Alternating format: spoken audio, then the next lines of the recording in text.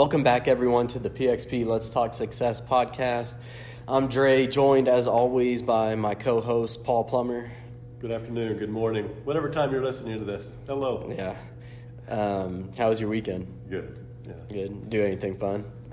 We went to Newfields, saw some lights.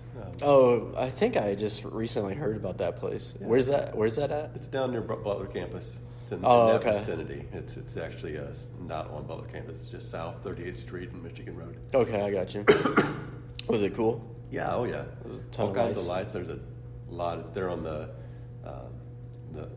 Eli Lilly homestead, if you will. A lot of history there. Okay, gotcha. Well, that's cool. Awesome. Well, we'll go ahead and get started. Let's start with Cricket's joke.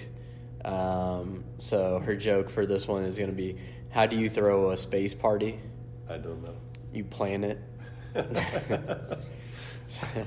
like that. These are getting worse and worse, but they're so awesome. Yeah. So, all right. Well, let's go ahead and get into today's topic. Today's topic, everyone's going to be triathlon. So, obviously, this is a place of triathlon, I guess, and you're a triathlon coach. And I know you said you did triathlon after doing a couple half marathons and marathon maybe, or no? But why did you decide to continue with that, I guess? Yeah, it was a great opportunity. So my background getting in this, we talked about before about runner all of my life, high school and college, and then just enjoyed it and kept it up as fitness and so forth. I started feeling really good about myself, overly confident when I ran 2 half marathons a couple weeks apart. I'd done the Indy Mini and then went over to Geist a couple weeks later and ran that and ran faster the second time. And I was so naive and really didn't understand the endurance world many years ago. And I thought I was a really big deal by being able to run 2 half marathons a couple weeks apart. So I'm bragging with some of my colleagues, and I'm wanting them to really embrace how successful I had been. And a couple of them were more experienced than I was, and they're like, Paul, people do that every weekend. There are some that their fitness level allows them to do that. And so I'm looking back at them with that deer in the headlight look of like, uh-oh, I'm not going to get the praise or the gratification that I want. And they saw it in my eyes, and so they're trying to help me. And so they're like, well, have you heard about triathlon? And I'm like, yeah, but what is that? And it was, they started explaining to me the different distances, sprint, Olympic, and both those you run as 3 miles or 6 miles. And I'm looking back and I'm like, you just didn't hear me say I ran 2 half marathons? I didn't do this sprint. And so they kept pushing, and it became this gentleman's wager of, well, I bet you can't do a full Ironman. And that became, those of you who know me well, tell me what I can't do, and I'm going to try to find a way to show you that I can. And so it became my introduction into the triathlon world, more on a bet or a dare or a challenge. And I fell in love with it. And so you just reminded me of something that I kind of want to go over now. Why is that different with running? So you ran a half marathon, but why is running 3 miles or even 6 miles in a triathlon so much different than running a half marathon? And I know you swim and you bike beforehand, but why even then? So like running 6 miles after doing the swim and the bike in my opinion, is so much harder than running like a half marathon, even though I'm going faster in that. So why is that? Well, there isn't a why is that answer. That's the challenge of this. And that goes back to my naivety about what I was talking about in the world of triathlon.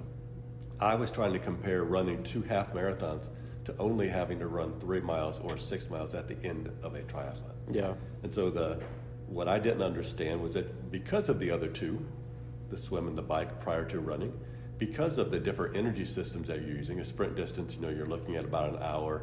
Olympic distance, you're looking, depending on what your speed is, you're looking at that 2 to 3 hour space in there. There's a lot of different things that happen in that to those energy systems, your intensity, your paces, and they're going to feel different. So,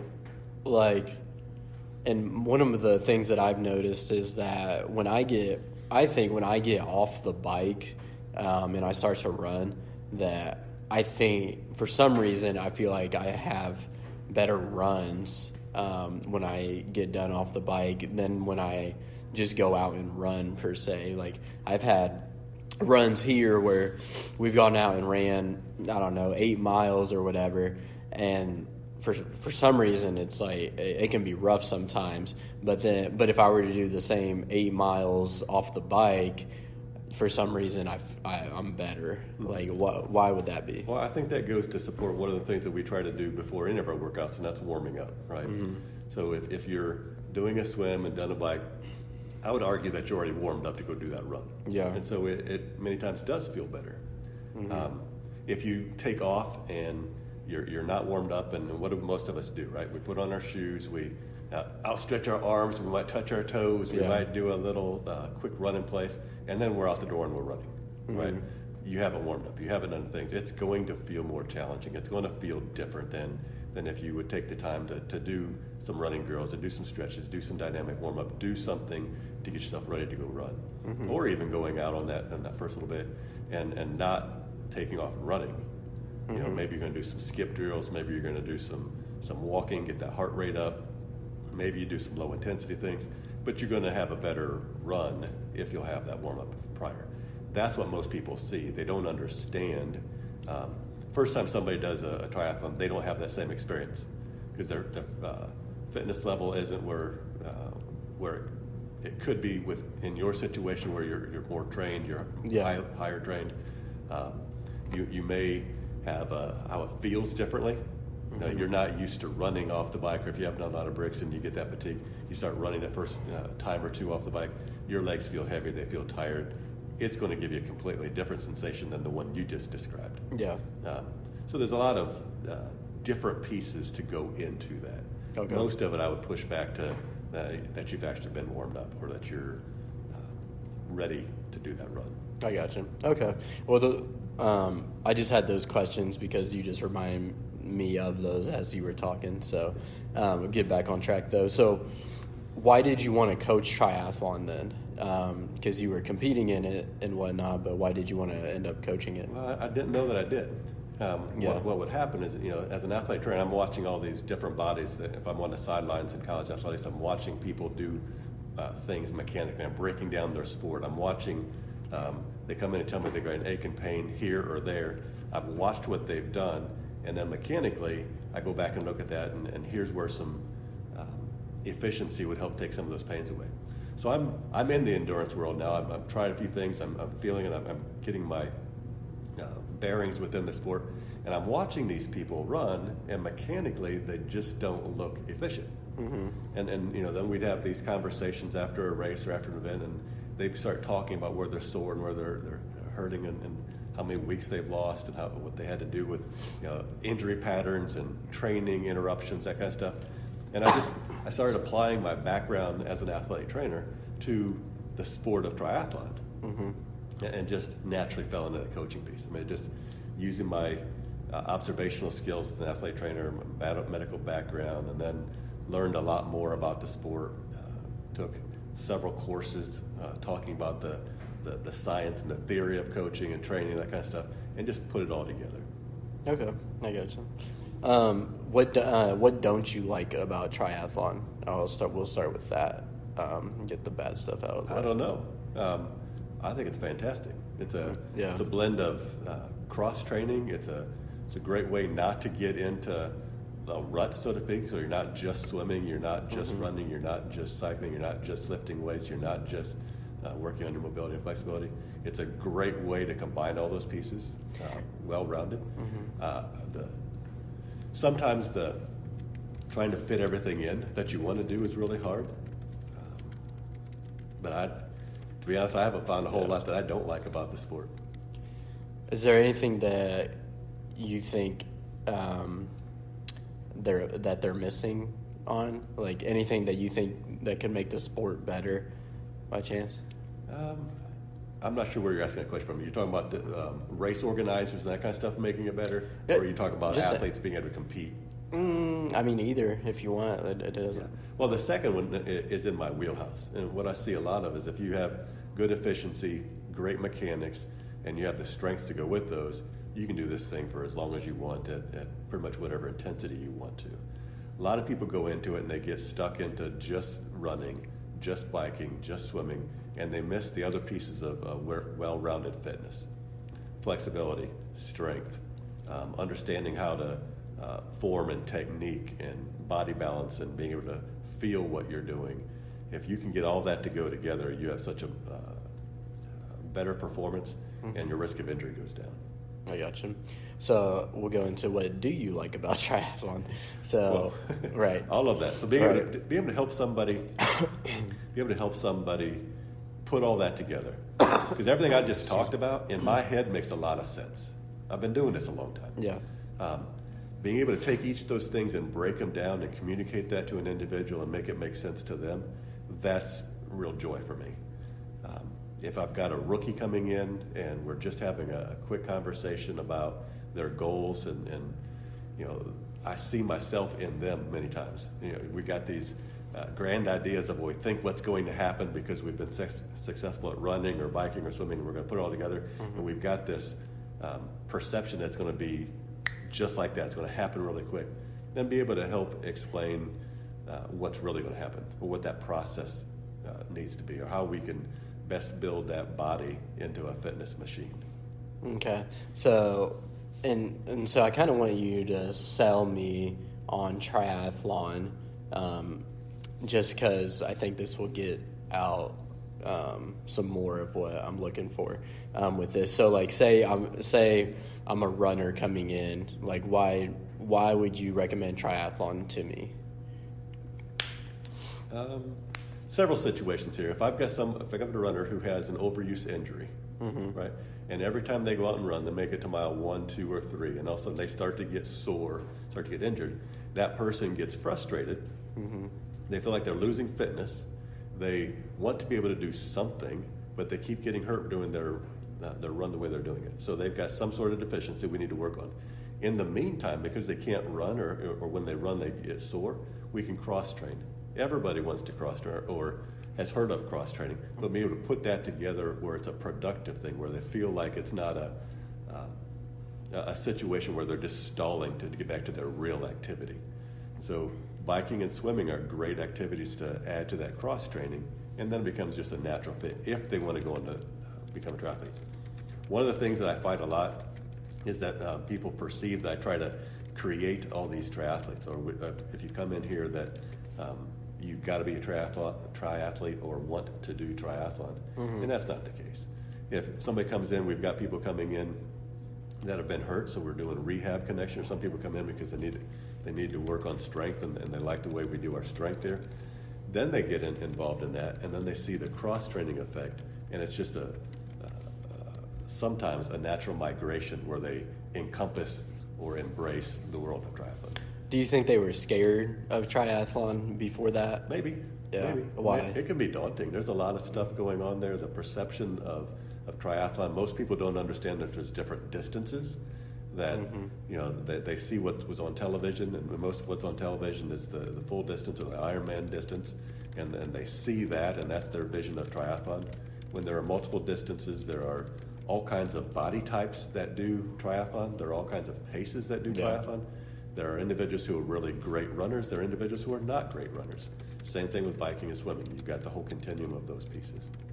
That's one of the craziest things about triathlon, in my opinion, is the different body types that you just said. Because you're right, there's so many different people and types of people and shapes and sizes out there. That's unbelievable because, coming from my perspective, we'll start a race and there's people out there that don't look as fit as some of us, and they're ahead of me for quite until we start running.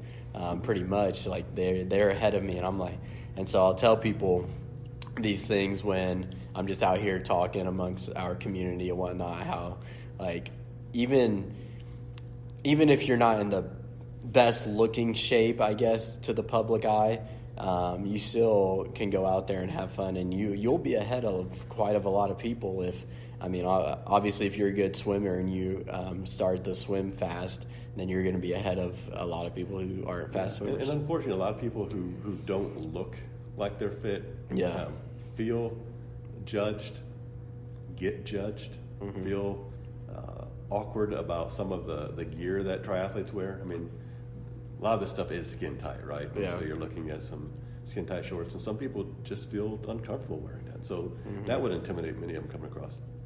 But I would tell most individuals, it's not about what your body looks like as much as what your engine's doing, what your fitness level's like. And then I've heard this before, and I've repeated it, that there's not a body type for triathlon. Yeah. There's not. There's all kinds of body types that do triathlon. Right. Now, if you want to win it, there's a body type that generally wins the event. But in terms of completing, there isn't a body type that completes a triathlon. And if you've got the want to, I mean, we can help you get to that space. And that's for sure. It's overcoming a lot of those fears and those doubts and that insecurity to be able to risk going into that environment.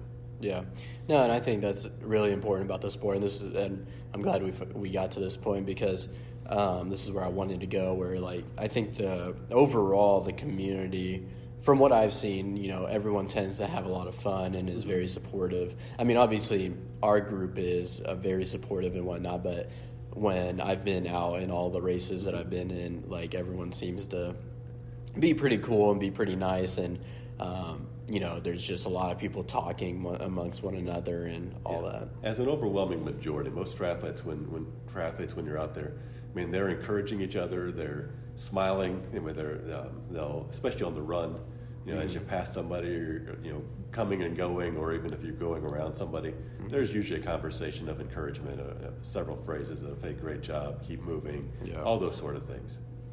Yeah. Have you had a favorite sign or anything that you've seen? This is just a random question that I just thought of. Yes. What did it say? Oh, okay. I don't want to repeat it. Can you give me a PG The PG version of it? version would be worst parade ever. That's a good one. Worst parade ever. Okay. So you've got a couple kids holding sign up says worst parade ever as everybody's running by them, that sort of thing. Oh, okay. Cool. Awesome. All right. Let's see. What do we have from there? Why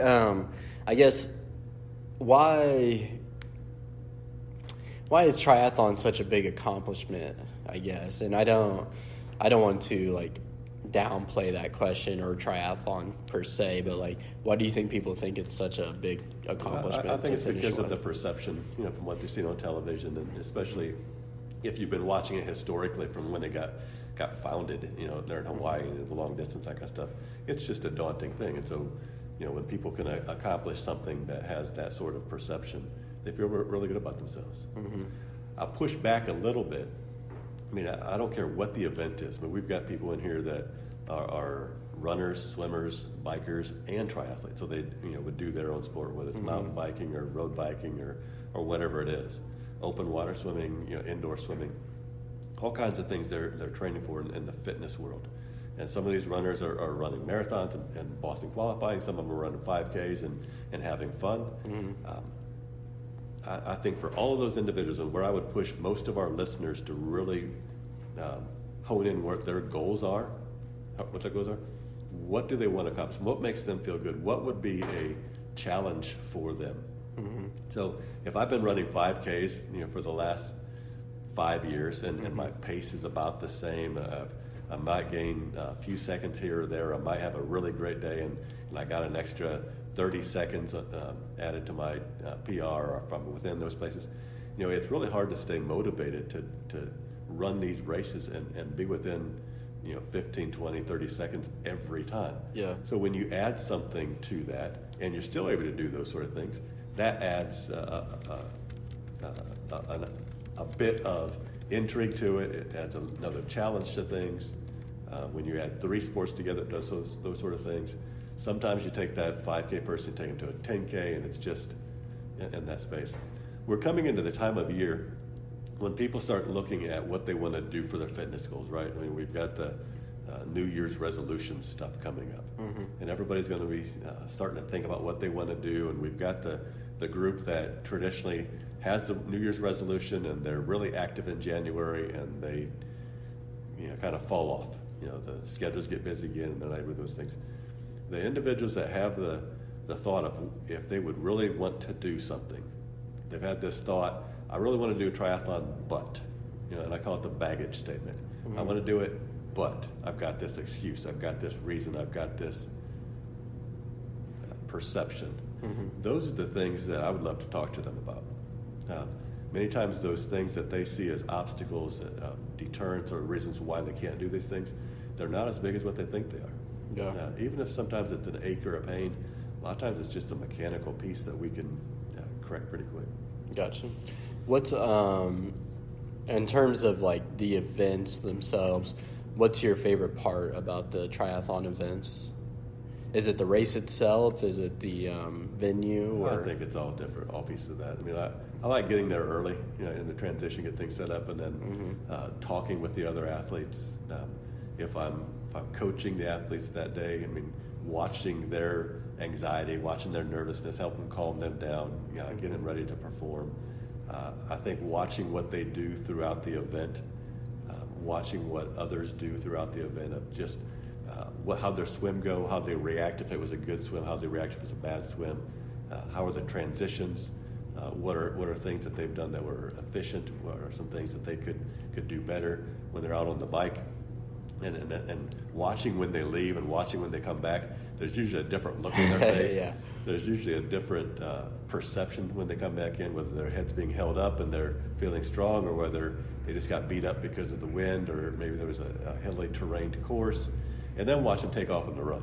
Yeah. And watching whatever piece of the run and seeing them enough in practice, so to speak, of what their run looks like, what it really is.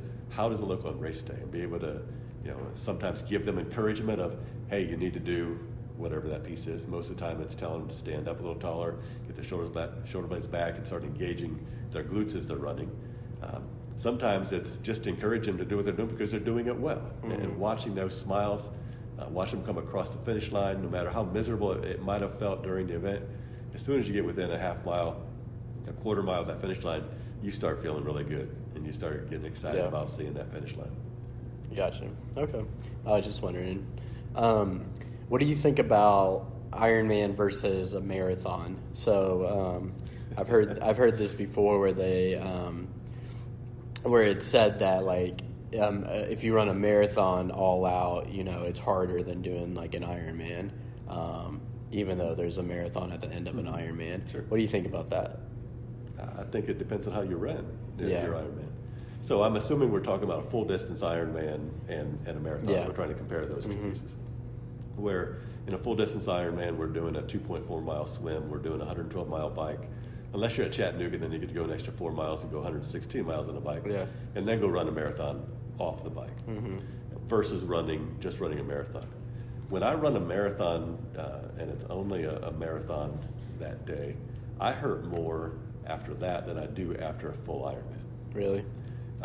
Now, why is that? Because I'm not running the marathon at the end of the Ironman at the same intensity that I am if I'm just running it. And there's usually some walking that's going to happen at some point in there, whether it's through the aid stations or whether you make it to a certain distance and then now you're on, the walk jog piece of it or wherever you're at. So it depends on how you're going to approach both of those. Okay. You could go out and have a good performance and call it a zone 2 run for your marathon and then stay in that low intensity and not feel bad versus going out and going at your race pace or your tempo intensity, that sort of thing. You're going to feel differently doing those two things. The marathon by itself and the marathon within an Ironman are done at two different intensities. I gotcha. Okay. It was just one of the questions I had for you. So in terms of triathlon, what's your favorite distance? I like the full Iron distance. The full? Yeah. The best? The best. Why? Because old slow guys can relatively compete with others. As the sprint distance is very fast. Yeah. Right? That's speedy. It's you're redlining it in all three sports all the way through. That's hard to do, especially as we age and do the things. That doesn't mean you can't be done. Yeah. It just feels different. It's harder on the body. Olympic distance is backed off the intensity just a little bit from that. Half Ironman, that's still a hard distance. You're still backing off the intensity. I like the full iron, except for when I'm doing it, I'm cussing myself and I'm asking why I'm doing this again and that kind of stuff. But I enjoy that challenge for that distance. Yeah, it's wild. Do you think the Olympic distance is the right distance for the Olympics? Sure. Yeah. I think that's yes. Okay. It's a standard distance. It's universal. It's been in that space. I like the fact that that distance being the competition distance for the Olympics. I like that distance for that. I mean, it's fast enough and powerful enough that people get to show off their power and speed, and yet it's long enough that you get to see their endurance side as well. Yeah. Okay, cool. So, I mean, that's pretty much all I had for triathlon. What else do you want to bring up for triathlon for the first one? Yeah, I think the big thing that I would tell, if somebody's interested in the sport of triathlon but they're afraid to get into it, let's have a conversation. Let's give us a call. Stop by.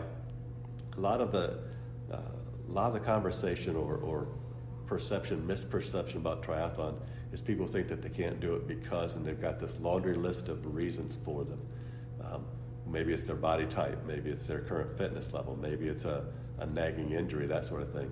I'd love to talk about those things to help knock those boxes off or help eliminate those reasons for it. I think that the understanding of the sport of triathlon continues to grow. I know there's a lot of growth in the sport within USA Triathlon and within Ironman Triathlon, just two different distances and two different governing bodies, if you will, that govern sport. There are several other groups out there also. They're just smaller in scale of what they put on and what they do and how they communicate and so forth. I think any of those that you can get involved in and experience would be a great thing. It's a lot of people, when they go into it, they just don't think they have what it takes sometimes, or they underestimate what they've got, and I'd love to show them that opportunity. Yeah, and we had, I feel like we had a bunch of newcomers this year, a bunch of first-timers that finished triathlons this year, so that was pretty cool. Absolutely. That is one of my favorite things, is watching a rookie cross the line, especially that first time or the first couple of times, whatever distance it is. Yeah, no, it's pretty crazy just because it's totally different from what I've ever experienced in my past. Yep. So, all right, you good then on that? Yep. All right, we'll go into the questions from our listeners. I do have a couple this time, actually. So are there any books that helped guide you to become successful? If you want to list like three books or something. Three of your favorites or whatever. Many books. Joel Friel has one out there. He's known as the guy that's kind of written the training Bible on triathlon. Okay. He's got a lot of good information out there that talks about summarizing some science in the training world of triathlon. He's got some really good examples in terms of physiology and how to attack those different energy systems. And then he's got an additional book where he talks about older athletes, right? That 40, 50-year-old athlete, of how the body's different than that 20 and 30-year-old body. Gotcha. And so, those two things, those two books in particular with Joel, have been instrumental in my reading. There's several others. I mean, it goes back to everything from basic physiology and kinesiology, movement and studying the body, that kind of sort of thing. That foundational piece is, you can't overestimate knowledge around that. Yeah. Everything else becomes a detail. If you understand the basics, if you understand how the body works, and you can put it in a great position, everything else falls in place. Gotcha. Can you give me like 3 names of books just in case anyone wants to go buy Not them? off the top of my head. I don't remember the Okay, ones that's okay. by Joel. I think Joel's is I think he's one of them's called the Training Bible. The other one I think might be Triathlon for the Older Athlete. Okay. Don't quote me on those two, but if you type in Joel Friel in Amazon or wherever you get stuff, several of his books will pop up. Gotcha. What about for your strength training and whatnot? Or athletic training? Yeah, well, that's, I don't know if there's any specific books relative to it. There's part of the athletic training curriculum is like any other school of. Yeah. There's a whole science and whole curricula behind those things. Okay. What do you think about mentorship? Like, should every athlete get a mentor? And like how important is a mentor, do you think? Well, I think having somebody that's been there before to be able to show you the ropes helps reduce that anxiety, helps get you across that line, helps share the experiences. That way you don't have to learn everything on your own. Whether that's a coach or a teammate or a friend, having somebody that you can talk to and let's face it, whatever we're doing fitness-wise, sometimes things don't go perfectly. Yeah. And so, being able to have a confidant or somebody that you can trust to share, hey, I did this negative thing happened. How did you get through this? Yeah. Whether that's panicking in the water, people go in the pool and they feel great. They get in open water and now there's a moment of panic. That they can't see that blue or black line at the bottom of the pool anymore. Yeah. They get touched by somebody else. They have all this fear coming up about what's in the water below them. They have this anxiety about they're not going to finish, and those things just kind of boil up. So many people need to hear from others, hear from mentors. How did they get through it? Yeah. Have you had a mentor or mentors that have helped you? Absolutely. Gotcha. Yeah. All my career. Okay, well, cool. Okie dokie. Well, let's get into our fun question segment then. So, I like these ones. Would you rather, these are all would you rathers. Would you rather lounge by the pool or beach? Yes. Beach. By the beach? Yeah. Or why? I don't know. I like listening to the ocean. The smell of the Okay. salt water would be fantastic. Yeah. Digging your toes into the sand, feeling the warmth on there. Yeah, fantastic. Okay. Would you, this one's funny. Would you rather wear the same socks for a month or Oh, the same gross. or the same underwear for a Gross. week? Neither. Yeah, pick one. Of those two, got to go with socks. Same socks for a month Uh-huh. instead of the same underwear for a week? Oh, no. Socks. All right. Would you rather have a pause or a rewind button in your life? Pause or rewind button? Neither. Enjoy the ride. If I've got to make a choice between those two, well, if I'm going to pause it, I won't be able to have an effect on it. So let's rewind it. That way, maybe I can change a couple things or do things a little differently. Okay, I'm surprised with that one. I thought you were going to say pause. Because, you could pause in, a great moment or something or, a great view. So I thought, Good. but that's all right. I'm a perfectionist. Got to make sure everything's done just perfect. Yeah, that's true. All right. Would you rather spend a year at war or a year in prison? Good golly, who comes up with these questions? There's it's the internet. There's some crazy ones. Neither of those. Well, I guess I would have less chance of getting killed in prison, so I don't know. You never know. maybe. All right, you're in prison. All right, last one. Would you rather get trapped in the middle of a food fight or water balloon fight? Water balloon. Okay. You think you'd have more fun? Less to clean up that way. Yeah, I guess that's true. All right, cool. Well, that's it for the fun questions then. All right, we'll go into our shout-out segment. Do you have any shout-outs for me? I've got several. Last week there were several individuals who, I'm not going to name names, but you guys will know who you are. You did some really exceptional things in class. You set some new PRs. You pushed yourself into places that was scary. You were asked to do an activity. An example of the activity would be to do some push-ups, okay? That wasn't new to you, but the way that you attacked those, whether that was doing more reps in each set or being able to push yourself a little deeper into that burn, that fatigue, many of you embraced that, and I'm really proud of you. Okay, cool. Any more? You said you had a lot. I do. Let's just use that as part of the conversation as we're going in. I'll bring those back and see if I can sprinkle them in. Okay, that's fine. All right, I'm going to shout out the Saturday group running groups coming up just because I like it. I think they're always fun having those Saturday group runs. So shout out to the one that we had this weekend. There was only a few of us, but it was a good time, and it was cold. There wasn't a lot of people out on the Monon. It was windy. Yep. But yeah, I really enjoyed that. So shout out to our Saturday group runs. Yeah, and that's another example when it does get cold and it's starting to get miserable outside. I mean, being able to have somebody that you know is going to be there, having that accountability partner, that helps get you out of bed, helps get you motivated, helps you accomplish many of those goals. And then when we leave here from the gym, I mean, it's a warm space to come back into after you've been out there for a little while to kind of warm back up again. Yeah, no, it's definitely nice, especially just to run with people again, for sure. Okay, well, that's all that I have for this one. So as always, to conclude, thank you everyone that has left a review thus far. I actually haven't caught back up on the reviews, but I think we're up to 6 5-star reviews from the last time that I checked. So thank you to everyone that submitted those. Continue to submit your reviews, please, your ratings and reviews. We would greatly appreciate those.